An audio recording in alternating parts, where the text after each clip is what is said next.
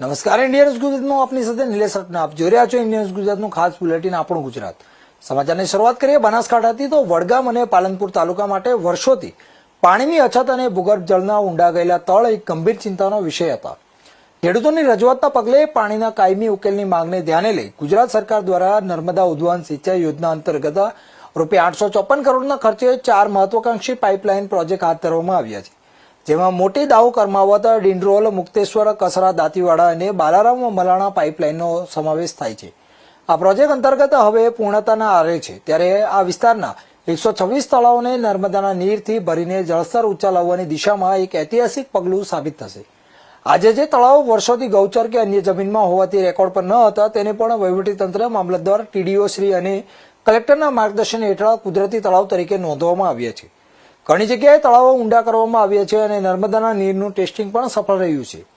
આ ભગીરથ કાર્ય માટે રાજ્ય સરકાર, તત્કાલીન પ્રભારી મંત્રી બળવંતસિંહ રાજપૂત, પ્રભારી મંત્રી કમલેશ પટેલ, સાંસદ ભરતસિંહ ડાભી, જિલ્લા સમાહર્તા મીર પટેલનો સમગ્ર ગામ લોકો વતી આભાર માન્યો હતો. ત્યારે સરકારના પ્રયાસો થકી આજે વડગામ અને પાલનપુર તાલુકાનું જળચિત્ર બદલાઈ રહ્યું છે, જે આવનારી પેઢીઓ માટે એક સુખદ ભવિષ્યનું નિર્માણ કરશે.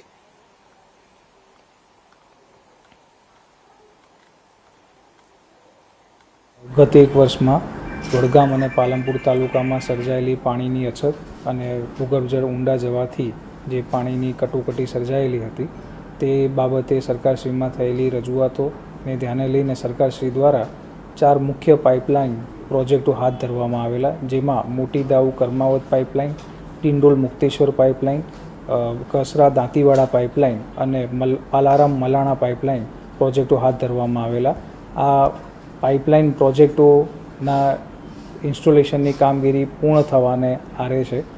તે પૈકી વડગામ અને પાલનપુર તાલુકાના અંદાજિત 126 તળાવો ભરવામાં આવનાર છે, પરંતુ આ તળાવ ભરવા માટેની પૂર્વ શરત હતી કે આ તળાવો મહેસૂલી રેકર્ડે નીમ થયેલા હોવા જોઈએ. જો એ નીમ થયેલા ન હોત તો આ તળાવો પાણીથી ભરી ન શકાત.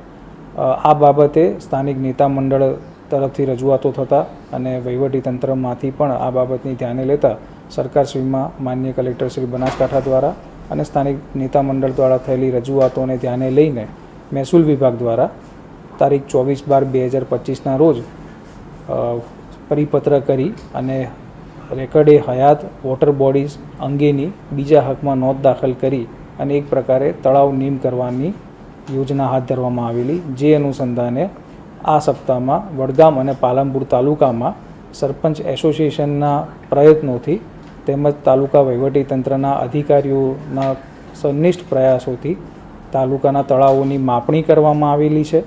એ માપણીની સાથે સાથે પ્રાંત કચેરી પાલનપુરથી અંદાજિત 126 તળાવો બીજા હકના મહેસૂલી રેકર્ડે હયાત વોટર બોડીઝ તરીકે નીમ કરવામાં આવેલા છે, જેનાથી આ 4 પ્રોજેક્ટોનાથી નર્મદાના જે પાણીના પ્રશ્નો, પાણી તેનું આ તળાવોમાં ઉમેરી અને વિસ્તારના પાણીના પ્રશ્નોનું નિરાકરણ લાવવામાં આવશે. વડગામ તાલુકાના વર્ષોથી જે પાણીનો પ્રશ્ન હતો, અછતવાળો તાલુકો તરીકે ઓળખાતો, વડગામ તાલુકામાં દિવસે દિવસે તળ ખૂબ ઊંડા છે. એના ખેડૂતોની અને લોકોની એવી માગણી થઈ કે ખેડૂતને બધા આંદોલન કરીને બધા કે ભાઈ સરકારશ્રી પાણી આપે.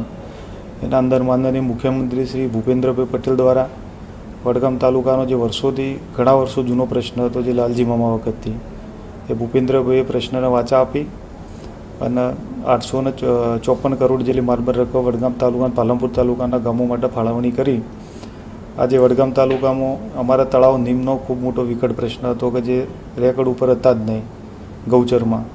તો માનનીય મામલતદાર સાહેબ શ્રી, ટીડીઓ સાહેબ શ્રી, પાલનપુર પ્રાંત સાહેબ શ્રી, કલેક્ટર સાહેબ શ્રી, વહીવટીતંત્ર દ્વારા અમને ખૂબ સારી રીતે બધા સરપંચ એસોસિએશનને એમને મદદ કરી. વધુમાં ખૂબ તળાવને હમણાં નીમ બધા ગામડે ગામડે 2 તળાવ બધા નીમ કરી આલ્યા, જે ગામો નીમ આ વખતે હતા જ ના દિન સુધી. અને અમુક ગામમાં તો તળાવ જે ખોદણો એ ફરીથી નર્મદાના નીરથી ટેસ્ટિંગ માટે પણ 2 વખત ભર્યા. ભરીને હાલ તળમાં પણ અમુક ગામડાના અંદર હાલથી ફાયદો મોટો થવા મળ્યો. એના બદલ અમે વહીવટીતંત્રનો બધાનો, ગુજરાત સરકારનો બધાનો આભાર માનીએ છીએ. એમાં માનનીય મંત્રી શ્રી બળવંતસિંહ રાજપૂત સાહેબ, પાટણ લોકસભાના અમારા સાંસદજી ભરતસિંહ ડાભી સાહેબ અને વહીવટીતંત્રનો ખૂબ ખૂબ આભાર માનીએ.